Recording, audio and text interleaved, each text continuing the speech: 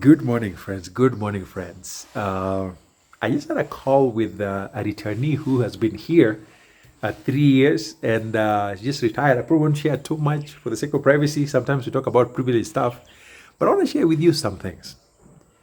After the first year, she almost went back. She nearly went back. So I'm gonna share with you some things that I learned from my experience and a few other folks who have returned successfully. Others are still figuring it out. But yes, returning in Kenya is not always a walk in the park. I know I talk about how wonderful it is to return, but the reality is sometimes it doesn't always work out. So I'm going to share with you some of the things I've learned from some of these returnees that I'm talking with. Because by the way, if you missed this, we are getting together in Kisumu on December 29th. We have a returnee meeting. So if you're planning to return someday in the future, or if you're already returned and you want to get together, get to meet people, connect, develop new networks amongst people who understand you more than anybody else, let me know. I'll be happy to share your contacts with our folks who are helping us. But we're planning to do one meeting in December and another meeting in the summer, because people come to Kenya at different times. You can't get everybody in December, especially folks who are in the medical field. And so our plan is to have one in-person meeting in December and another in summer, and we do that every year. And then we'll create a virtual space, whether it's some WhatsApp group or some kind of a website, whatever that may be, something that works for everybody. So if you're interested, let me know. But also, as you can tell, I'm standing right behind a water tower. This is a water tower, and back here is the caretaker house for my brother's property. Right across, so my team built my house, they built our towers, they also built my brother's home and a few other structures. So if you need help with fundis, you need help with contractors, people who can build for you, can design for you, can do landscaping for you, my number is here below. Reach out. Welcome to Karating, friends. We are back to what I call paradise. It's nothing really fancy at all, but it works for us.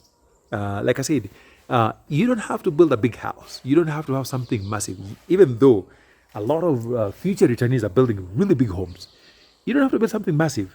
All I say is, no matter the size, big or small, just make sure the finishes are done properly. That's number one. So again, this is why I say stay away from local foodies. For the finish, at least for the structure, they can do it. But finishes, stay away from local foodies. And then number two, you want to make sure that all the Western comforts that you enjoy wherever you live are available in your site. And that would mean reliable power. So for me, it is 100% solar. My home is 100% solar. Even though I have KPLC, which is our version of the national grid, we have Kenya Power. Oh, and these, I love. Look at this, guys. Just look at this. I have been waiting for this for quite some time. Interesting.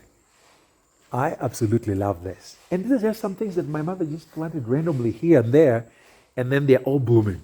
And I'm going to show you one more thing that has really brightened my morning. Something I've been waiting for much longer, almost 5 years. But I just saw it. I'm going to show you in a minute.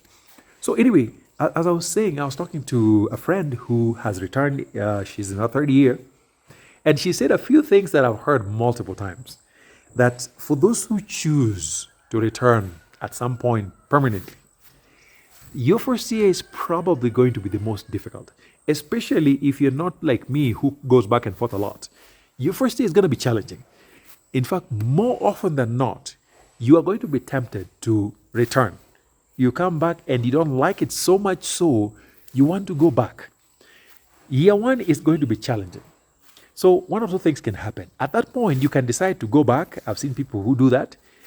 And when you do that, it actually becomes harder for you to come back. If you come back home and things don't work out and then you return to diaspora, it's really difficult for you to eventually come back. So I say, if you are really committed to the goal, stick it out. Just stick it out. Year one is going to be tough. But over time, as you stay home longer, it gets easier. I remember the first time I returned home, it felt like I was a complete foreigner. It didn't feel like I was born and raised in Kenya, because I kept judging so many things, and so many things were not making sense, because culturally, you don't realize how much you change when you live abroad for decades. I talk to people who have lived out there for 20, 30, 40 years. trust me, you are going to be so different in so many ways you don't even pick it up. And those differences are just magnified when you come back. And so all I say is, when you come back, year one is going to be rough. It possibly can be, unless you've been traveling frequently. But if that happens to you, some people actually have a better experience. But if that happens to you, please stick it out. Stick it out, and pull off the first year. By the second year, it starts getting better. Third year, you're kind of into the system. By the fourth year, you're good. You're good. And that is for the average person. For some of us, it takes us longer. There are people who are just way, way faster.